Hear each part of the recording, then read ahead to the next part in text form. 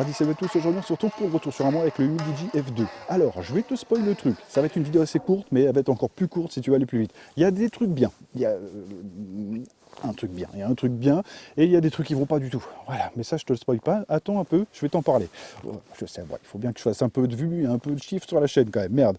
Donc on va parler du design dans un premier temps et on va parler de l'arrière. L'arrière, j'ai rien à signaler, il y a un traitement de surface, je ne pourrais pas te dire lequel, c'est même pas écrit sur le site, mais en tout cas il n'y a pas une rayure, donc bien. Sache aussi que quand même je suis moins sorti que l'accoutumée parce que déjà je peux plus trop sortir et qu'en plus la météo était complètement merdique. Là il y a eu de la neige, oui c'est bien, mais avant la neige il y a eu de la pluie. Donc crois-moi que je suis pas sorti tant que ça. On a un traitement de surface aussi sur le capteur qui a fonctionné, j'ai pas noté de rayure, donc ça c'est parfait. Alors en même temps, je vais te le dire sincèrement, j'aurais eu une rayure sur un Mi Note 10 ou sur un Xiaomi, ça m'aurait un peu gêné, tu vois, pour la photo. Mais sur celui-là, la photo, c'est tellement pas ça, on va y venir aussi, que non, il y aurait une rayure, ça ne changerait pas ma vie, quoi. Bref, mais je te le dis. Sur l'avant, pareil, j'ai noté un problème. Alors, je ne sais pas si ça vient du capteur, donc c'est une caméra, c'est un trou qui est juste sur l'avant, si ça fragilise ou pas l'écran. Mais j'ai un impact juste ici, au niveau, juste à côté de la caméra, je vais essayer de te montrer sur un gros plan. Et j'ai pas compris non plus comment il est apparu celui-là. Je me rappelle pas l'avoir tapé ni rien.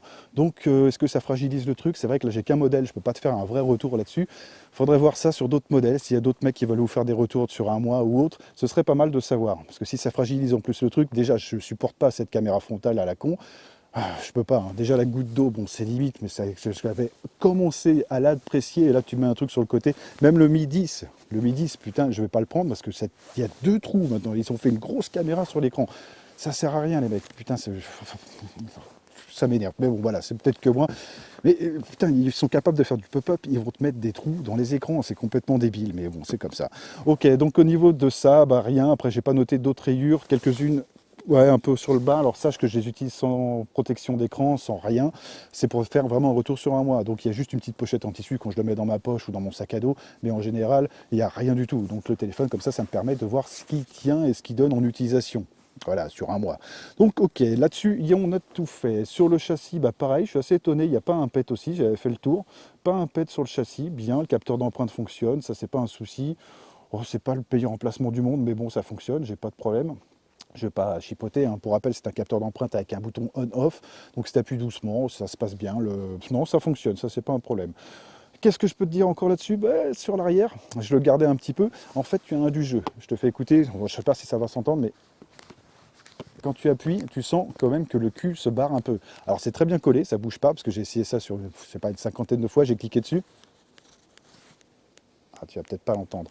Et en fait, tu as un petit jeu, bon voilà, c'est un détail, tu me diras, c'est pas grave, personne fait ça. Mais je trouve ça un peu dommage. Voilà, ça aurait été bien de pouvoir mettre un peu une mousse derrière ou un morceau de silicone pour pas que ça fasse ce genre de conneries. Tu vois, ça fait partie de l'ordre des détails, mais je te le dis parce que je l'ai repéré. Mais bon, sur d'autres téléphones, peut-être je suis passé à côté. Mais sur le Note 7, non, je me rappelle, c'était vraiment top. Donc c'est bien de vouloir ressembler à un Xiaomi, les mecs, mais essayez de travailler aussi dans les détails un petit peu. Mais bon, c'est vraiment en interne où ça pose problème chez Humidigi, hein, toujours. Au niveau autonomie, je tiens 2 jours en modéré. Alors c'est le bon point. C'est le bon point. L'autonomie, 2 jours, c'est très bien. Pour un Humidigi, un Organd chinois, c'est nickel. Mais je veux quand même te signaler, donc il y avait la 4G. Voilà, là c'est là où ça va se fâcher un peu. On a la 4G, j'avais le GPS et l'écran sur luminosité automatique. Ça fonctionne très bien. J'aurais quand même 2-3 petits trucs à dire à la fin.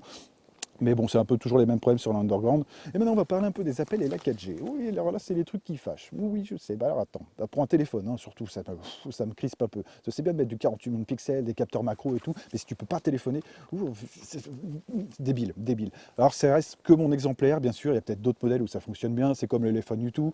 Je le répète, moi, mon modèle, c'était une vraie chiotte. Et il y a des mecs qui ont eu des modèles qui fonctionnent bien. Bon, on les voit plus trop, hein, on va en parler. Bon, ils ne doivent plus fonctionner, mais voilà, quand même. Le salaud. Mais bon, bref, c'est comme ça. Donc au niveau des appels, bah écoute, pas mal de coupures. Trop de coupures, oui, beaucoup trop de coupures. J'étais en communication avec mon petit frère, donc je parle tout, puis putain, le truc coupe direct. J'étais à quoi? 1 kilomètre de l'antenne. Donc au début, dans la première vidéo, je t'avais dit, oui, quelques petits problèmes de 4G. Oui, effectivement, mais je mettais ça sur le compte des travaux, parce qu'ils commençaient à faire des travaux, donc les touristes arrivent, ou je ne sais pas, booster l'antenne ou faire quelque chose comme ça. Mais non, maintenant c'est réglé le problème. Même sur le Mi 9 de ma femme, le truc est full. Sur l'autre téléphone, sur le téléphone PX que j'ai aussi en test, c'est full. Et sur celui-là, putain, j'avais une barre, 2 barres. Dès que tu t'éloignes à plus de 500 mètres ou 600 mètres, c'est la merde. Donc est-ce que l'antenne s'est débranchée dedans? Ça, c'est possible, hein. Ça m'est déjà arrivé sur un Sony, ouais, je sais. Donc tu as le petit bitonio de l'antenne qui se débranche et après tu captes plus rien. Est-ce que c'est ça pendant les transports ou autre? Est-ce que c'est que mon modèle? Je ne sais pas. En tout cas, moi je te donne vraiment mon avis là-dessus. Et au niveau des appels à la 4G, c'est minable. Il y a même un moment où moi je upload mes vidéos en 4G. Oui, parce que la DSL ici, voilà, j'ai pas la fibre, donc les vidéos en 4K, ouais, 4G direct. Donc en fait, je me mets en 4G, j'upload mon truc en le mettant sur le PC, hein, ça fait partie aussi du test, voir s'il chauffe ou pas. Donc bon, j'ai pas noté de problème là-dessus. Et putain, l'upload est dégueulasse. Même sur le Humidigi X, ça lui mettait une branlée. Là, il est dégueu. Tu dois être sur du 10 mégas, quoi. Avec le Mi Note 10, c'était le dernier, parce que du coup, après, j'ai changé. J'ai viré ma carte SIM, j'ai mis dans le Mi Note 10 juste pour pouvoir faire ça. Putain, j'étais à 50, quoi. C'était bon. 50, 60. Ouais, en Auvergne, je te jure, c'est bon. Peut-être toi en ville, c'est plus que ça, mais moi ici, je suis très content déjà. Mais là, 10, quoi. Wow, 4G, non, c'est pas possible. Donc ça, c'était les genres de trucs qui m'ont gonflé. Et je l'ai noté direct sur mon paplard parce que ça passe pas pour moi, hein, c'est pas possible. Donc dès que tu t'éloignes un peu de l'antenne, c'est la merde. Et pourtant, il y a les bonnes fréquences, il y a une chier de fréquences. Je t'inviterai à voir la vidéo dans le cadre à la fin sur le test. Il y a toutes les fréquences que tu veux. Mais si c'est pour avoir de la 4G et pas t'éloigner à plus de 500 mètres de l'antenne, ça n'a aucun putain d'intérêt. Vaut mieux avoir un smartphone Sharp, tu vois, avec que la B28 et la 2100 et tu t'éclates, quoi. Oui, c'est ça. La 700 et la 2100. Au niveau photo et vidéo, bah là, j'ai pas grand chose à dire. Le 48 millions de pixels, non, ça le fait pas, ça le fait pas. J'ai essayé un peu avec Open Camera. Avec Open Camera, tu peux le booster, tu peux shooter en 48 millions de pixels aussi. Ça améliore un peu la donne. Surtout, tu as un mode manuel, donc ça c'est chouette. Par contre, dès que tu lui en demandes un petit peu trop, le téléphone, l'application saute. Donc non. Au niveau de la macro, par contre, comme je te l'avais dit, enfin, je crois, c'est un capteur que j'aime bien, mais il aurait fallu qu'il y ait un meilleur traitement. Donc là, c'est pareil, c'est bien de vouloir mettre plein de capteurs, les gars, mais il va falloir peut-être mettre du DNJ. Vu qu'on ne peut pas shooter en manuel, au moins mettez du DNJ ou un format RAW qu'on puisse après le revoir avec un logiciel photo, ce serait pas mal parce que le capteur macro est pas mauvais, c'est du 5 millions de pixels. Bon, à mon avis, interpolé, ça doit être du 3. Mais ça fonctionnait bien, pas d'autofocus, donc tu le fais au recul. Alors pareil, avec une aide, avec le focus picking, ça aurait été bien, parce que dès que tu as le soleil qui tape un peu dedans, bon, le soleil, je ne l'ai pas trop vu, mais le peu de fois où je l'ai vu, et ben, dès que tu as le soleil qui tape dedans, pour faire une mise au point, tu as intérêt à t'accrocher les noix.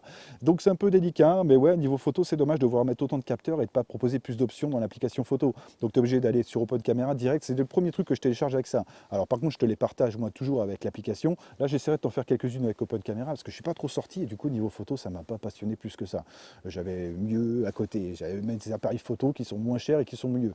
Donc là, ça me posait un peu problème, le 48 millions de pixels, comme je te l'ai dit, dès que tu croppes un peu dans l'image, c'est une photo normale avec un format 48, donc de l'interpolation pour moi.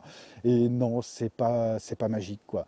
Niveau vidéo, bah pareil, le son c'est bien, ça fonctionne, mais putain, de la 1080 en 2020, bordel. La 1080 en 2020, c'est pas possible. Même le Xiaomi Note 7 de 2019, 2018, je sais même plus, faisait de la 4K, te proposait la 4K. Alors je ne vais pas te dire que tu vas filmer tout en 4K, mais au moins que tu puisses avoir le choix. Donc là, tu passes au Open Camera, tu le montes déjà en 60 fps, 1080, le truc il sature, complet. Et après, j'ai essayé la 4K, je me suis dit, vas-y, on va essayer. Pouf, laisse tomber. La 4K, c'est pas possible. Le capteur n'accepte pas, le téléphone n'accepte pas. Donc laisse tomber.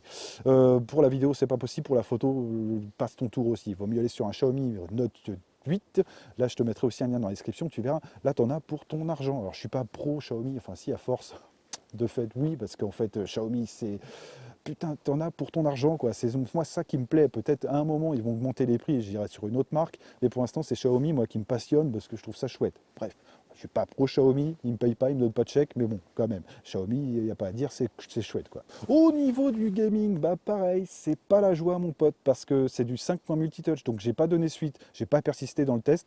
Je t'ai fait la première vidéo avec du Call of Duty, mais des diagonales sont complètement pétées, donc le jeu passe. En hard, ouais, tu sens quand même quelques latences. Tu vas le mettre un peu en médium pour être peinard, on va dire, pour avoir vraiment une fluidité. Mais alors, le diagonal, dès que tu tires, dès que tu machin, impossible de faire des shots avec ça. Alors, si t'es campeur, c'est génial. Tu restes là, tu as juste appuyé sur le bouton, tu restes allongé. Mais pour un mec qui joue un peu violent, bah, c'est un peu chiant, quoi. Du 10 points multitouch, même pour les messages, ça m'a pété un peu les noix. T'écris des messages, le texte qui veut rien dire. Déjà, le dictionnaire, en général, il est un peu con. T'écris un mot qui sort un peu du lot, le truc, il va te mettre autre chose. Tu vas écrire fellation ou l'inverse, il va écrire fellation, tu vois. Ça le fait pas quand tu écris un message à ta mère. Mais bon, voilà, pourquoi pas. Là, c'est le genre de détail qui me pète. Tu appuies sur B ou sur espace et ça met B. Ou B, ça met espace. Putain, des petits détails, mais 5 points multitouch, je voudrais plus voir ça, moi, du tout. Et je te le rappelle encore, pour un téléphone, le Xiaomi Redmi Go à 50 balles, je sais, je te parle encore de Xiaomi, mais 50 balles, il y avait du multitouch 10 points. Et là, sur un téléphone à 240 balles, vendu en France, il y a du 5 points. Ça pose problème. Même le téléphone PX a du 10 points multitouch. la vidéo arrive bientôt, t'inquiète pas, j'ai tout tourné, je te la fais bientôt. Au niveau des autres problèmes aussi, tu as le problème de son, mais ça c'est récurrent sur la underground chinoise, c'est vrai que je te le mets pas souvent en avant parce que pour moi c'est normal et que je fais plus gaffe, mais tu as le son quand tu le mets au minimum, il watt quand même trop fort. Donc là il va falloir que tu télécharges Mediatek Engineering pour pouvoir baisser le son, au moins le son minimum, et là tu vas pouvoir récupérer le truc. Donc c'est des petits détails aussi. Au niveau de la luminosité de l'écran, c'est exactement la même chose. Luminosité très basse, ça te nique les yeux dans le noir. Bon voilà, j'ai fini la vidéo, écoute, j'espère que ça t'a plu. Même le vendeur, je sympathise avec lui, il est super cool, mais je peux pas mettre en avant un téléphone comme ça, c'est pas possible. Donc j'espère que ça t'a plu. Pour ça, mettre un pouce en l'air, à t'abonner. De toute façon, on va se retrouver pour la Humbernick, la petite console que j'ai fait. Il n'y a pas de souci, ça marche bien. Bref, on se retrouve allez tout de suite. Allez, tout.